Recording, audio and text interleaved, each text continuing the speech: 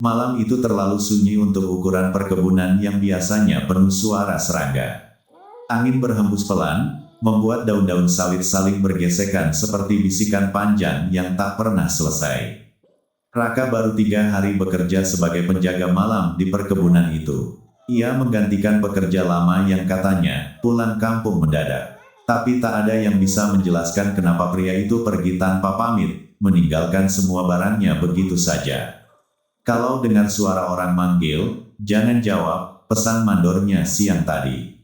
Raka hanya tertawa kecil, mengira itu cuma cara senior menakut-nakuti anak baru.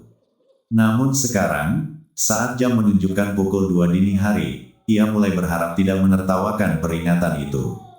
Dari kejauhan, terdengar suara. Raka, ia membeku. Suara itu lirih, seperti datang dari sela-sela pohon. Mustahil ada orang lain di sini, semua pekerja tinggal di barak yang jaraknya hampir 1 kilometer. Raka, tolong, kali ini lebih jelas. Suaranya seperti perempuan, lemah, memohon. Raka menelan ludah. Logikanya berkata untuk diam, tapi rasa penasaran perlahan mengalahkan rasa takut. Siapa? Jawabnya pelan. Seketika, semua suara berhenti. Angin mati, daun tak lagi bergerak, sunyi. Lalu, dari belakangnya, kamu kok jawab? Suara itu dekat, terlalu dekat. Raka berbalik cepat, tapi tak ada siapa-siapa. Napasnya mulai memburu. Ia menggenggam senter erat-erat, menyinari sekeliling. Barisan pohon sawit berdiri seperti sosok-sosok gelap yang mengawasi. Kemudian, ia melihat sesuatu. Di antara dua pohon, ada sosok perempuan berdiri membelakanginya. Rambutnya panjang terurai sampai pinggang. Bajunya kotor seperti penuh tanah. Bu, ibu tersesat, tanya Raka, suaranya bergetar. Perempuan itu tidak menjawab. Perlahan, kepalanya miring ke kiri, lalu ke kanan, seperti patah. Dan tanpa memutar tubuhnya, wajahnya berbalik. Matanya kosong, mulutnya tersenyum terlalu lebar. Harusnya kamu diam. Lampu senter Raka tiba-tiba mati. Gelap, suara langkah kaki mulai mengelilinginya. Cepat, banyak, seperti ada puluhan orang berlari di antara pohon. Raka, Raka, Raka. Bisikan itu datang dari segala arah, kini berubah jadi tawa pelan. Ia panik, berlari tanpa arah, menabrak pelepas sawit, jatuh, bangkit lagi. Nafasnya hampir habis saat akhirnya ia melihat pos jaga di kejauhan. Ia berlari sekuat tenaga, dan berhasil sampai. Pagi harinya, mandor menemukan Raka terduduk di pojok pos. Wajahnya pucat, matanya kosong. Kenapa kamu jawab? Tanya mandor pelan. Raka menoleh perlahan. Senyumnya, sama seperti perempuan itu. Dan sejak saat itu, setiap malam, suara baru mulai terdengar di perkebunan. Raka, tolong. Kadang, suara itu terdengar tepat di belakang siapapun yang berjaga. Dan yang paling aneh, suara itu selalu berhasil membuat seseorang menjawab. Sejak kejadian malam itu, suasana perkebunan berubah. Beberapa pekerja mulai mengeluh. Ada yang mendengar suara orang berjalan di atap barak padahal tidak ada siapa-siapa. Ada yang melihat bayangan berdiri di antara pohon saat senja, lalu menghilang saat didekati. Tapi yang paling sering terjadi adalah suara itu. Raka, tolong. Mandor sudah berkali-kali memperingatkan. Jangan ada yang jawab. Siapapun itu, jangan ditanggapi.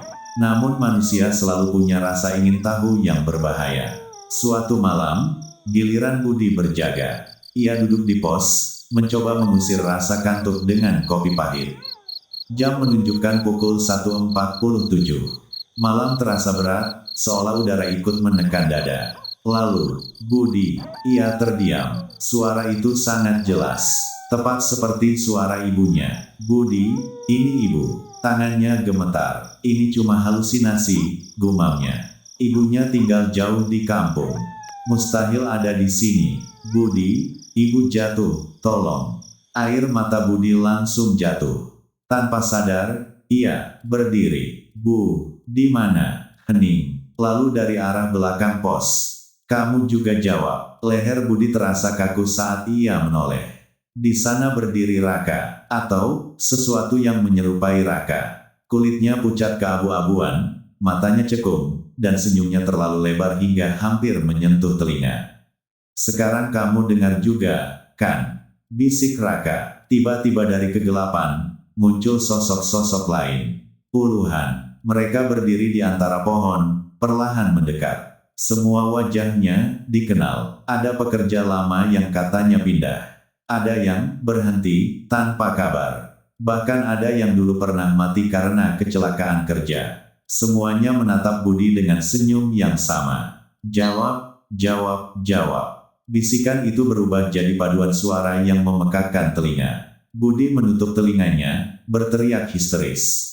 Tapi suara itu justru semakin dekat. Lalu seseorang berbisik tepat di telinganya. "Sekarang giliran kamu yang manggil." Tanda pisah. Keesokan paginya, Budi ditemukan berdiri di tengah perkebunan. Diam, kaku. Saat dipanggil, ia perlahan menoleh. Senyumnya sama, tanda pisah. Sejak itu, jumlah suara semakin banyak. Kadang bukan hanya satu nama yang dipanggil, tapi beberapa sekaligus. "Raka, Budi, Andi, tolong." Dan pekerja yang tersisa mulai sadar satu hal yang jauh lebih mengerikan. Suara itu tidak lagi menunggu malam. Kadang, ia terdengar saat matahari masih tinggi. Dan lebih buruk lagi, suara itu mulai terdengar dari dalam kepala mereka sendiri. Hari-hari berikutnya terasa seperti mimpi buruk yang tidak pernah selesai. Pekerja yang tersisa mulai berkurang. Bukan karena mereka pergi, tapi karena mereka berubah. Mandor akhirnya memutuskan menutup sebagian area perkebunan. Blok C, tempat pertama kali Raka berjaga, dipasangi garis larangan. Tidak ada yang boleh masuk, bahkan siang hari sekalipun. "Terlalu banyak yang hilang di sana," katanya pelan. Namun satu orang tidak percaya. Danu, sopir truk pengangkut sawit, dikenal keras kepala. Ia tidak pernah mengalami hal aneh secara langsung. Baginya, semua itu hanya sugesti. "Kalau takut, ya wajar jadi halu," katanya sinis. Suatu sore, saat matahari hampir tenggelam, Danu nekat masuk ke Blok C. Ia ingin membuktikan bahwa semua cerita itu hanya omong kosong. Awalnya, tidak ada apa-apa. Hanya deretan pohon sawit, tanah lembab, dan bau getir buah yang membusuk. Namun semakin ia masuk ke dalam, suasana berubah. Udara terasa lebih dingin, terlalu dingin untuk sore hari. Dan, sunyi. Tidak ada suara burung, tidak ada serangga, seolah tempat itu tidak hidup. Danu berhenti berjalan. Di tanah, ia melihat sesuatu. Jejak kaki, banyak sekali, seperti orang-orang berputar-putar di satu titik, tanpa arah. "Apaan sih?" gumamnya, mulai tidak nyaman. Lalu, Danu, ia membeku. Suara itu bukan dari luar. Itu, dari dalam kepalanya. "Danu, kamu datang." Ia menutup telinga, panik. "Enggak, ini cuma pikiran gue." Tapi suara itu semakin jelas. "Bagus, sekarang kamu di sini." Tiba-tiba tubuhnya terasa berat. Kakinya seperti menancap ke tanah. Dan perlahan, ia menyadari sesuatu yang membuat darahnya dingin. Jejak kaki itu bukan acak. Itu membentuk lingkaran. Dan dia berdiri tepat di tengahnya. Tanah di bawah kakinya bergerak. Seperti sesuatu bernafas dari dalam. Retakan kecil muncul, lalu melebar. Dari dalam tanah, tangan-tangan pucat mulai keluar. Banyak, terlalu banyak. Mereka meraih kaki Danu. Ia berteriak, mencoba lari, tapi pegangan itu terlalu kuat. "Enggak, lepasin, lepasin." Tangan-tangan itu menariknya perlahan ke bawah. Saat tubuhnya mulai tenggelam, ia melihat wajah-wajah muncul dari dalam tanah. Raka, Budi, dan puluhan lainnya. Mereka tersenyum. "Sekarang kamu tahu." Tubuh Danu lenyap sepenuhnya ke dalam tanah. Permukaan tanah kembali rata, sunyi, tanda pisah. Malam itu, pekerja yang tersisa berkumpul di barak. Tidak ada yang berani keluar. Tapi teror tidak berhenti. Lampu mulai berkedip. Satu persatu, suara terdengar. Bukan dari luar, dari dalam ruangan. "Danu, tolong." Seorang pekerja menangis. Dia baru hilang sore tadi. Lalu suara lain menyusul. Raka, Budi, Danu. Semua nama itu bercampur, menjadi satu bisikan panjang yang memutar di kepala. Mandor akhirnya berteriak, "Tutup telinga kalian." Tapi sudah terlambat. Salah satu pekerja berdiri perlahan. Matanya kosong. "Dengar enggak?" katanya pelan. "Mereka manggil kita." Ia tersenyum, dan mulai membuka pintu barak. Angin malam langsung masuk, membawa bau tanah basah. Dari luar, terdengar langkah kaki. Banyak sekali, seperti ada puluhan orang berdiri di depan barak. Menunggu, dan dari kegelapan, suara itu kembali. Lebih jelas, lebih dekat, lebih lapar. "Sekarang, semua giliran kalian." Tidak ada yang benar-benar ingat siapa yang pertama keluar dari barak malam itu. Pintu terbuka perlahan, lalu satu orang melangkah. Disusul yang lain, seperti ditarik sesuatu yang tak terlihat. Mandor mencoba menahan mereka, berteriak, menarik baju mereka satu persatu. "Jangan keluar." Tapi mata mereka kosong, dan senyum itu kembali muncul. Akhirnya, Mandor ditinggal sendirian. Ia mengunci pintu, gemetar, napasnya tak beraturan. Dari luar, suara langkah kaki terus terdengar, mengelilingi barak, pelan, sabar. Seperti tahu, ia tidak akan bisa bertahan lama. "Raka, Budi, Danu." Bisikan itu kini menyebut semua nama. Lalu, "Mandor." Ia menutup telinganya rapat-rapat. "Mandor, buka pintunya." Suara itu lembut. Kali ini, suara anak kecil. Mandor menatap pintu dengan mata membelalak. Perlahan, bayangan muncul di celah bawah pintu. Banyak, seperti puluhan kaki berdiri tepat di depan. Lalu sesuatu mulai menggaruk pintu. Krek, krek, krek. Semakin keras. "Mandor, kami dingin." Air mata Mandor jatuh. Tangannya gemetar hebat. "Pergi, pergi kalian." Tapi suara itu berubah. Menjadi kasar, dalam, tidak manusiawi. "Kamu sudah jawab." Mandor tersentak. Apa?" Ia sadar. Tadi, ia sempat berbisik. "Pergi." Itu jawaban. Dan di tempat ini, menjawab berarti mengundang. Tiba-tiba, semua suara berhenti. Sunyi total. Mandor menahan napas. Lalu, brak, pintu barak terbuka sendiri. Tidak ada angin. Tidak ada siapa-siapa. Hanya gelap di luar, tapi dari kegelapan itu, muncul satu persatu. Mereka yang sudah hilang, berdiri diam, memenuhi halaman. Raka di depan, senyumnya paling lebar. "Sekarang, kamu paham aturan di sini," katanya pelan. Mandor mundur perlahan, hingga punggungnya menabrak dinding. Jangan dekat." Raka melangkah maju, diikuti yang lain. "Tidak ada yang pergi dari sini," bisiknya. Lampu barak mati, dan malam itu, tidak ada lagi suara manusia yang tersisa. Tanda pisah. Beberapa minggu kemudian, perkebunan itu resmi ditutup. Tidak ada laporan resmi tentang apa yang terjadi. Hanya disebut sebagai kejadian misterius. Namun warga sekitar tahu, mereka sering melihat lampu menyala di kejauhan, dari arah perkebunan yang sudah kosong itu.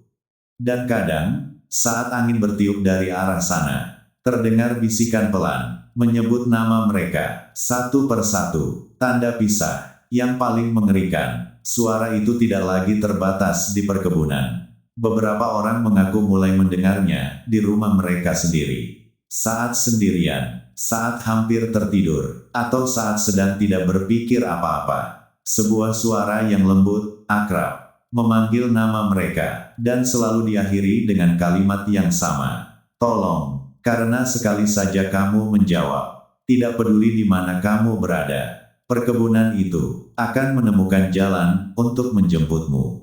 Lanjut, teror di perkebunan sawit epilog. Awalnya hanya satu desa, lalu dua, kemudian menyebar tanpa pola. Orang-orang mulai mengalami hal yang sama. Bukan lagi melihat sosok di perkebunan. Bukan lagi mendengar langkah di antara pohon. Tapi sesuatu yang jauh lebih dekat. Terlalu dekat. Tanda pisah. Seorang mahasiswa di kota terbangun pukul 3.12 dini hari. Kamarnya gelap, ponselnya mati, dan dari sudut ruangan, Ardi, ia mengernyit. Itu suara kakaknya, padahal kakaknya sudah meninggal 2 tahun lalu. Ardi, tolong. Ia duduk perlahan di kasur. Jantungnya berdegup kencang. Kak, hening. Lalu tepat di samping telinganya. Kamu jawab. Tanda pisah. Seorang ibu rumah tangga sedang mencuci piring saat sore hari. Anaknya bermain di ruang tamu. Tiba-tiba, Bu, ia tersenyum. Iya, Nak. Namun saat ia menoleh, anaknya masih duduk di ruang tamu. Tidak bergerak, tidak bicara, dan suara itu kembali terdengar. Dari belakangnya, sekarang giliran ibu. Tanda pisah. Tidak ada lagi batas. Tidak ada lagi tempat aman.